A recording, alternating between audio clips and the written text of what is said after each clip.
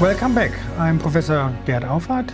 Digital tools can transform cataract surgery, but adoption has to be realistic for every practice. And I'm Dr. Amir Hamid. In this final episode of the Independent Medical Education video interview series on the digital operating room, we will look at the biggest barriers on going digital, how to overcome this to make sense for both your team and your patients. We will start with recent survey data that explore strategies to balance cost and value. When we look at this, we see that the biggest barrier of 82% of people that were asked is cost. So what do you think? Are you part of these 82%? Has cost been a barrier in your own experience?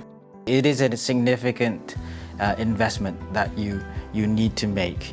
And it's not just a financial cost, but there is cost to change. That cost is actually an investment. And you will get your return on that investment through greater efficiency, greater throughput, greater safety, and happier patients. If we talk about cost, we have to also go to the category of cost, because we are not talking here about 50,000 euro. Yeah, we're talking about much, much more. You can have a kind of modular approach. If you cannot afford everything, that's one thing. And the other thing is you invest in a longer time. And there's no other way to get around the digitalization. There will not be a time where we all go back and write on papers. Apart from the fact that you can get some of the investment back by less problems with the patients, better efficiency and so on, and also the whole setup will give you maybe more money just because it works better. You can actually also use some of the things that are in there. For example, in my practice, I use very extensively the intraoperative OCT, which I can charge extra. Yeah, and frankly speaking, if I charge in every patient an OCT extra, I almost have quite a bit of money back in 1 year. Also, you may be more attractive for patients looking for premium surgery who pay out-of-pocket things.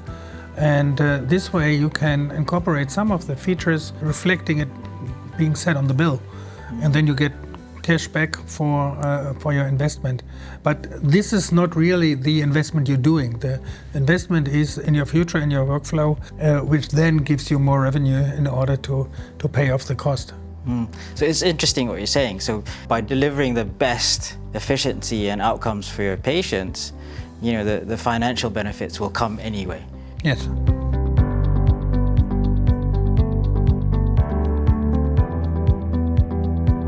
Have to recognize is you don't have to go 0 to 100 kilometers per hour straight away. Going digital doesn't mean replacing everything at one go. I wouldn't say that we're replacing everything, but we're changing things. Yeah, I mean, just replacing your conventional microscope, and maybe you had other things attached to it that you were not attaching to the free view 3D could be something. Some things are easier if you do surgery from different locations, from upfront or from side. It can be easier with a 3D view. But do you think that many people may already have some of the equipment there and they can just, in a modular way, add to and replace things, and that can help with that investment? I'm pretty sure a lot of people are already using Callisto and other head-up displays with the other version of a microscope and stuff like this. And you always have to think about if you fix your microscope on the ceiling or if you have it standing on the floor to be more mobile. There are a couple of things you have to think about when you switch to a new setup. What do you feel has been there's one or two things that you can do when you're starting out that will give you the biggest initial impact to your workflow? If I see the monitor and all the data of the patient are there, this is already a huge thing. I understand that somebody who's just doing surgery without any of the other things may not need all of this. Yeah, I understand. But then you don't need to buy all the equipment. You can downsize a little bit your investment.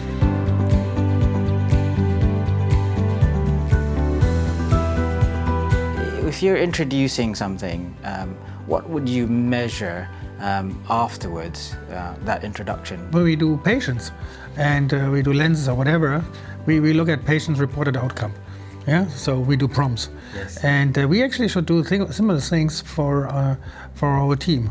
Yeah, for the nurses, for the other doctors being involved, the residents, what they appreciate here or what they say is different. I have actually only positive response from the nurses, and also possibility having new nurses being adapted to it runs faster than with the older stuff. And that, in practical terms, that probably means when you have a happier and more relaxed team in the OR, that actually translates to the patient undergoing quite a stressful procedure for them. That makes them much more relaxed.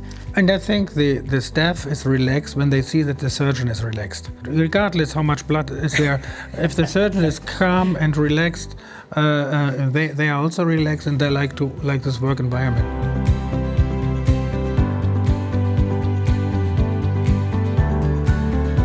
So how can leadership and training accelerate the team confidence? We just talked about it a little bit.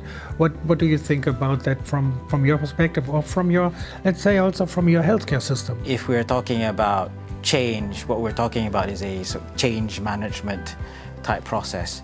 One of the really important things about trying to change, not just with a digital OR, is explaining the benefits, the potential benefits of that change, and also including your teams in that change management process. They then feel, valued, and then, regularly with each step you say, look, we've introduced this has gotten better, we've introduced this has improved our lives this way, and our patients are much happier. So I think, from that perspective, leadership is very important when going through change.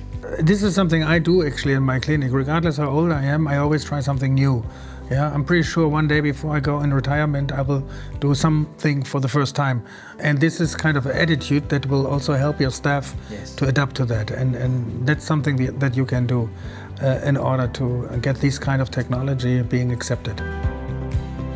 So thanks for joining us for this three-part journey into the digital operating room. We hope this discussion have sparked practical ideas you can bring back to your practice, helping your team work smarter and your patients get better care.